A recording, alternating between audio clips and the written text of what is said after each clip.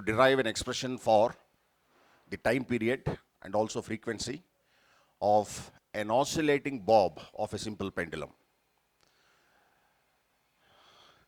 Now let's consider a simple pendulum which is fixed to a rigid surface, yes, and this is the bob, and now it's oscillating.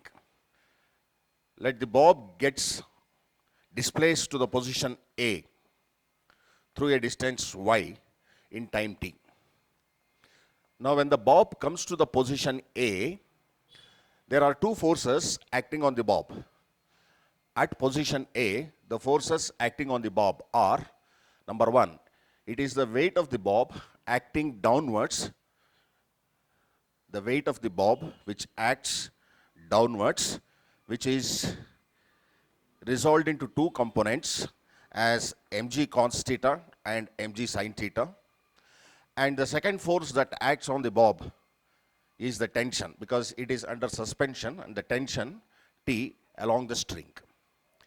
See, at any instant of time T, the force that accelerates the bob, now there is a force which is accelerating the bob to the extreme position. This force is equal to the weight of the bob towards the mean position, because the weight of the bob tends to pull the bob to the mean position, whereas the accelerating force tends to pull the bob to the extreme position. But the weight of the bob tends to pull the bob towards the mean position, and these two are in opposite directions. So the force that accelerates the bob, force is ma, and weight of the bob towards the mean position is given by minus mg sin theta. It is like this. This component is towards the mean position. We have taken minus sin theta because the force and the weight of the bob towards the mean position are in opposite directions. So the minus sign indicates that the force that accelerates the bob and the weight of the bob which tends to pull the bob towards the mean position are in opposite direction. See, bob is getting accelerated like this, and the weight of the bob is pulling the bob in the opposite direction. And which is the component which is towards the mean position? This is the mean position. The component that goes towards the mean position is mg sin theta, and mg sin theta is negative because force and weight of the bob towards the mean position are in opposite direction. Now, A is the acceleration of the particle executing simple harmonic motion. We know that acceleration is minus omega square y. So m into minus omega square y is equal to minus mg sin theta. Now we cancel minus sign on both sides. M and m also cancels. So we are left with omega square y equals g sin theta. Actually, theta is a very small angle. This theta is a very small angle. For very small angle, the value of sin theta is approximately taken as theta itself.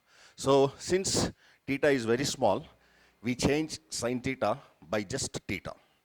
So omega square y is equal to g as it is. Now theta, what is theta? Theta is y by L.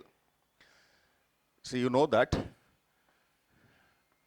from simple trigonometry, if theta is the radius, if theta is the angle at the center, r is the radius, and L is the length of the r, then we know that S is equal to r theta.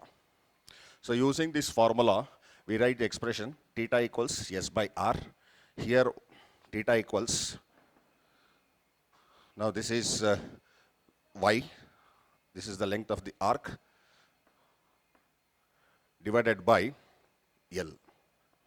So we get theta equals y by L. Substitute theta as y by L. Then y and y cancel on both sides. Omega square is equal to g by L, or omega is square root of g by L. But we know that omega is given by 2 pi by t, because now t is the time period and we want to derive an expression for time period. So replace omega by 2 pi by t on the left hand side. And we have now proved that omega is square root of g by L. So equate that and write the expression for t. So t is equal to 2 pi into root of L by g is the expression for the time period of the bob which is oscillating in the case of a simple pendulum.